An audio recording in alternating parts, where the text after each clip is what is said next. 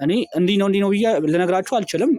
ኢን ጀነራል ከ1.5 እስከ 2 ሚሊዮን ብር ሰርቼበታለሁ ባለፉት 6 ወራት ልፋት ስለሚፈልግ። ዋንስ ግን ያንን ነገር ካለፋችሁት በኋላ ስትነቁ የምትነቁት ብር ላይ ነው። ሆነስትሊ ስፒኪንግ እኔ ማታ ተኝቼ ጠዋት ስነቃ እደነግጣለሁ። በጣም ነው የምደነግጠው። ምክንያቱም ይህን ፕላትፎርም የጀመርኩት ከ1 ዓመት በፊት ነው። 1 ዓመት አካባቢ ሆኖኛል ከአንቴ ጋር መስራት ከጀመርን ማለት ነው።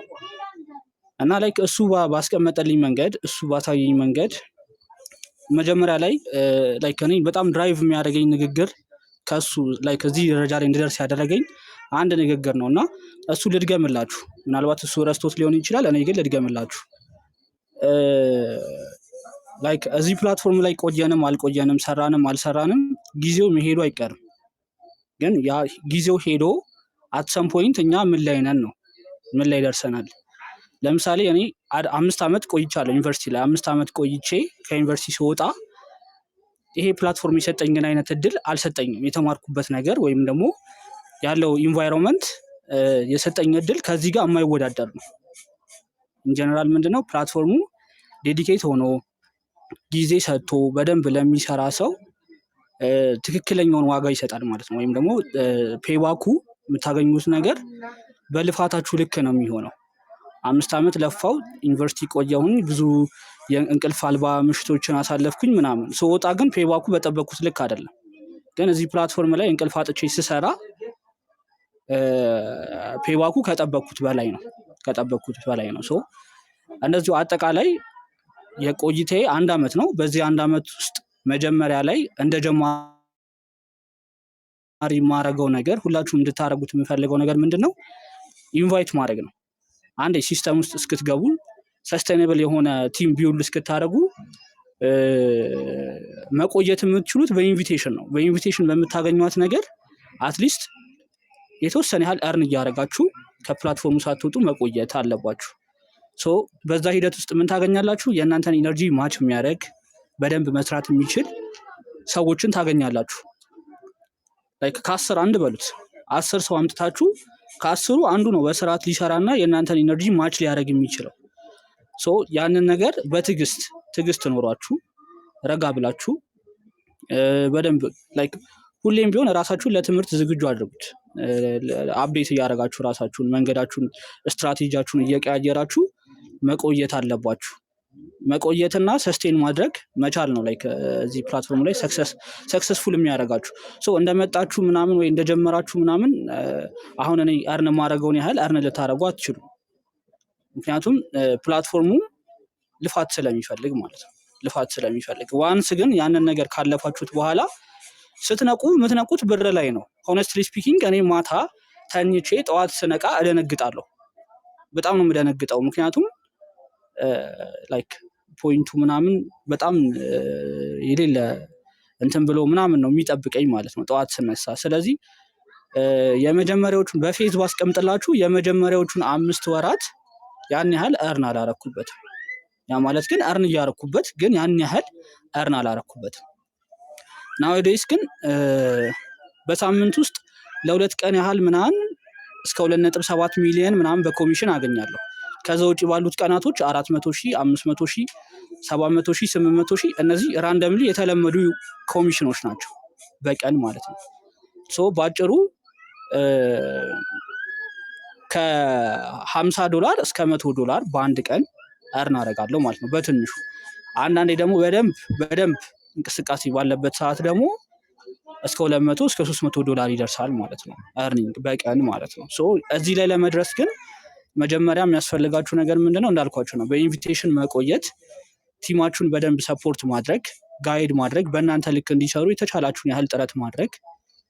ከዛ ውጪ ደግሞ ከሆስት ጋር እና ከኢንቫይትድ ኤጀንት ጋር ራሳችሁን በደንብ እንዴት ነው ኢንተራክት ማድረግ፣ እነሱን ሰፖርት ማድረግ እዚሁ ላይ እንዲቆይላችሁ ማለት ነው።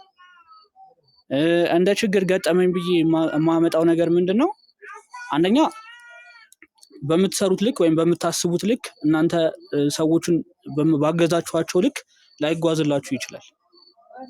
ግን ደግሞ እዚህ ፕላትፎርም ላይ ኢትስ አባውት ፋይንዲንግ ሰምዋን የእናንተን ኢነርጂ ማች የሚያደርግ። እኔ ሱፐር የገባሁት በ2 ሰዎች ነው፣ 2 በደንብ በሚሰሩ ሰዎች ማለት ነው። ከዛ በኋላ ነው ዋንስ ኤጀንት ሌቭል ከተስተካከለ በኋላ እኔም እየገባኝ ሲመጣ ጥቅሙ በደንብ እየገባኝ መስራት ከዚህ በላይ እንደምችል ሳስብ ነው ሞር እኔም እየበረታውና እየጠነከርኩ የመጣሁት ላይክ ቲሜም በዛው ልክ እየሰፋ የመጣው ማለት ነው። እቺ ከስሜ አጠገብ ምንቱ ከምትለው አጠገብ ያለችዋ ሎጎ የኔ ፋሚሊ ነው እና እዚህ ፕላትፎርም ላይ ኤክስፕሎር ላይ ብትሄዱ ኤሳይድሎች ስታሮስቶች ምናምን በዚህ በጣም ብዙ ታገኛላችሁ። ከ70 እና ከ80 በላይ ኤሳይድል እና ስታሮስት አለ በስሬ ማለት ነው። ሶ ከዛ በፊት በኢንቪቴሽን ላይ በደንብ መስራት የሚችሉ ኤጀንት መሆን የሚችሉ እና መክሊታቸውን እየለያችሁ እዚህ ፕላትፎርም ላይ ግዴታ ኤጀንት ሆኖ ብቻ አይደለም የሚሰራው። 5 ፒላሮች አሉት ወይም ምሰሶች አሉት ይሄ ፕላትፎርም። አንደኛው ኢንቪቴሽን ነው፣ ሁለተኛው ኤጀንት ነው፣ ሶስተኛው ጌም ነው ጌመር መሆን፣ አራተኛው ደግሞ ትንሽዬ ስትሪሚንጋቸው ጥሩ ከሆነ ትንሽ ከሰው ጋር የመግባባት ችሎታ ያላቸው ሰዎች ከሆኑ ኤጀንት ከምታደርጓቸው ኤሳይድል አድርጓቸው ሴቶቹን፣ ወንዶቹን ደግሞ ሮኬት ውስጥ አድርጓቸው። አብዛኞቹ ላይክ ኤጀንት መሆን የሌለባቸው ሰዎች አሉ። ሁላችንም የራሳችን የሆነ መክሊት አለን እና እንደ መክሊታችን በደንብ የምንጠቀምበት ፕላትፎርም ነው። በዚህ አጋጣሚ እንደማጠቃለያ ላይክ ጥያቄ ካለ ጥያቄያችሁን እቀበላለሁ። ከዛ በፊት ፕላትፎርሙ ላይ እንዳምንበት ነገሮች ምን ያህል መስራት እንደምችል ከስር እየመጣ በደንብ እያበረታታኝ አሁን ላለሁበት ነገር እኔ እንዲህ ነው ብዬ ልነግራችሁ አልችልም። ኢንጀነራል ከ1.5 እስከ 2 ሚሊዮን ብር ሰርቼበታለሁ ባለፉት 6 ወራት። የመጀመሪያዎቹ 5 ወራት ጀስት ቢውልድ ያረኩበት ነው። ቲሙን ቢውልድ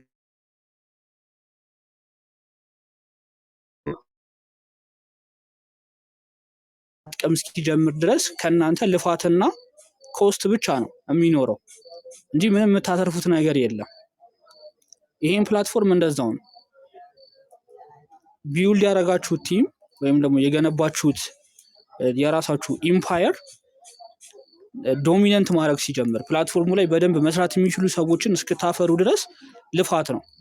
ዋንስ ያንን ነገር ግን ስቴብል ካደረጋችሁ በኋላ ሰስቴይነብል የሆነ የማይቋረጥ የሚያበረታታ ነጋችሁን የተሻለ የሚያደርግ እርኒንግ ማምጣት ትችላላችሁ። እና እዚህ ቦታ ላይ እንድገኝ መጀመሪያ ላይ ወደዚህ ፕላትፎርም ስመጣ ተቀብሎ በደንብ ፕላትፎርሙን እንድረዳው ያደረገኝ አንተነህ ነው።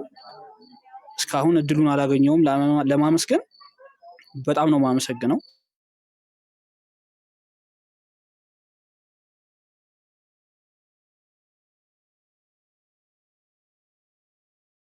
ላይ የገጠሙኝ ነገሮች ነበሩ። እንዳልኳችሁ ነው የመጡት ሰዎች በእናንተ ኤነርጂ ልክ አይሰሩም።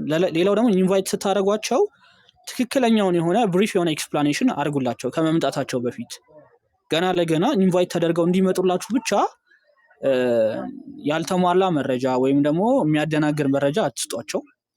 ሊያደክም እንደሚችል ሊያለፋ እንደሚችል ግን መስራት የሚቻልበትን መንገድ ሞር ደግሞ ካገኛችሁት ጥቅም ወይም ደግሞ እንዴት ነው እርን እያደረጋችሁበት ከሆነ እርን የምታደርጉትን ነገር እንዲያዩት አድርጓቸው። ምክንያቱም የሰው ልጅ በዋናነት ሊሳብ የሚችለው በጥቅም ነው ወይም ደግሞ እርን ሊያደርግ ነው የሚመጣው እዚህም ማለት ነው። ሶ እርን ማድረግ እንደሚችሉ አሳዩቸው። ሌላው የምታመጡትን ቲም እርስ በርስ እንዲተጋገዙ አንዳቸው የአንዳቸው ላይፍ ላይ እንዲገቡ ላይክ መቆየት እንዲችሉ ማለት ነው። እኔ ኢንቫይት ማድረጋቸውን እየሄድኩኝ ላኪ ቦክስ እያስቀመጥኩኝ ምናምን እንደዚህ አይነት ነገር እያረኩኝ ነበር እንዲቆዩ ማደርገው። ላይክ የሆነ ሰፖርት ይፈልጋል በስርዓት ማለት ነው። እንደ በፊቱ ይቆጥራል ግን ወይስ ያስቸግራል? ኢንቪቴሽን ይዘላል አይደለ? አንተ እንደዚህ አይነት ችግር አልገጠማቸው? ይሳቅ ወይ ኢንቪቴሽን የማይቆጥርልህ ከሆነ አፕላይ ማድረግ ትችላለህ ሄልፕ ላይ። ኦኬ አዎ እያጋጠመኝ ነው እንደዚህ አይነት ነገር ብዙ ጊዜ። እንደዚህ አይነት ነገር ከገጠመ ስቴፖቹን ልልክልህ እችላለሁ። ወደ 4 ስቴፕ ነው። 4ቱን ስቴፕ ተከትለህ በትክክል ኢንቫይት የተደረጉ ከሆነ ከዚህ በፊት አካውንት ከሌላቸው እና አንዳንድ ነገሮችን አይተው ይመልሱልሃል። ኢንቫይት የምታደርጋቸው ልጆች ያው በተቻለ አቅም ላይክ በአንዴ ይህን ሁሉ ኢንቫይት ማድረግህ ምናልባት ጉብዝናህም ያሳያል፣ ግን ማኔጅ ማድረጉ ከከበደ ላይክ ፕሮግራምድ ብታደረገው ቢያንስ በቃ በሳምንት ውስጥ ላይክ ምንድነው ኳሊቲ ላይ ፎከስ ብታደረግ አሪፍ ነው። ሊሰራ ይችላል ብለህ የምታስበውን ሰው እንደዚሁ አይተኸው እነሱ ላይ በደንብ ፎከስ ብታደረግ አሪፍ ነው። በእርግጥ አንዳንዴ ምንድነው ይሰራል ያልከው ሰው አይሰራም ብለህ የተውከው ደግሞ ሰው ሲሰራ ታገኘዋለህ። እኔ እንደዚህ አይነት ነገር ገጥሞኛል። በተቻለ አቅም ላይክ እንዴት ነው አሁን 200 ሰው በጣም ከባድ ነው። እነሱን አሁን ማኔጅ ማድረግ በየላይቫቸውም እየሄድክ እነሱን መከታተል ምናምን ያስቸግራል። ወይ ደግሞ እርስ በርስ በአንድ ቀን የጋበዝካቸውን ሰዎች ማታ ላይ እንደዚህ ፓርቲ ከፍተህ ሁሉም እንዲመጡ አድርግ። ቴሌግራም ግሩፕ ክፈትና አንድ መጥተው ላይቭ ከመግባታቸው በፊት ብሪፍ የሆነ ኤክስፕላኔሽን እነዚህ አይነት ነገሮችን ብታደርግላቸውና እርስ በርስ እንዲተጋገዙ ፎሎ እንዲደራረጉ ምናምን ብታደርግ አሪፍ ነው። እሺ ምን አደርጋለሁ መሰለ፣ አንተ ያልከኝንም ነገር እያረኩኝ ነው።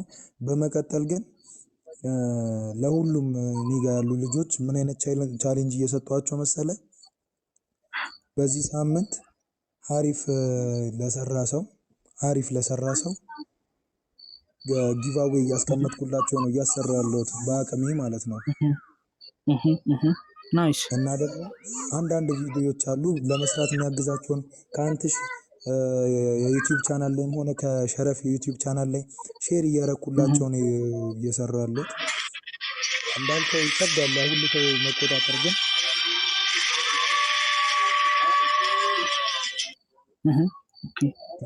ያ ሁሉ ሰው መቆጣጠር ይከብዳል፣ ግን የአቅሜን እየሞከርኩ ነው። አሁን ላይ እንግዲህ ኤጀንት ዲ ላይ ነው ያለሁት። ወደ ሲ ለመግባት ደግሞ የተወሰነ ኤክስቼንጅ እያደራረኩኝ ነው።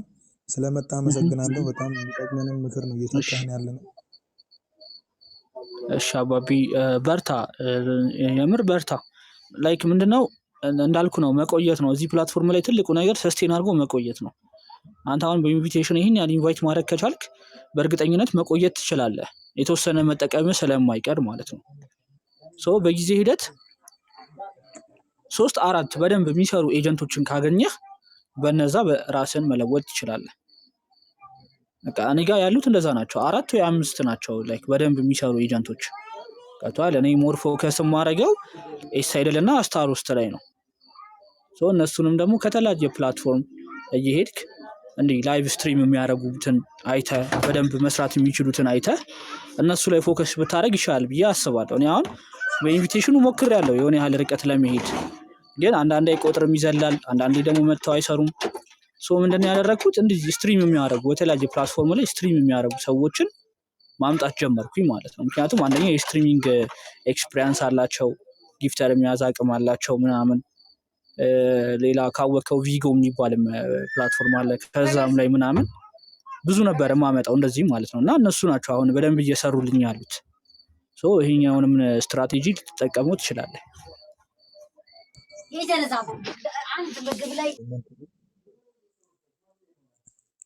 ቴንኪው። ትልቅ ሰፖርት ነው ማለት ትልቅ ምክር ነው እየሰጠኸኝ ያለው። አስቤበት ማላውቀውን ነገር ነው።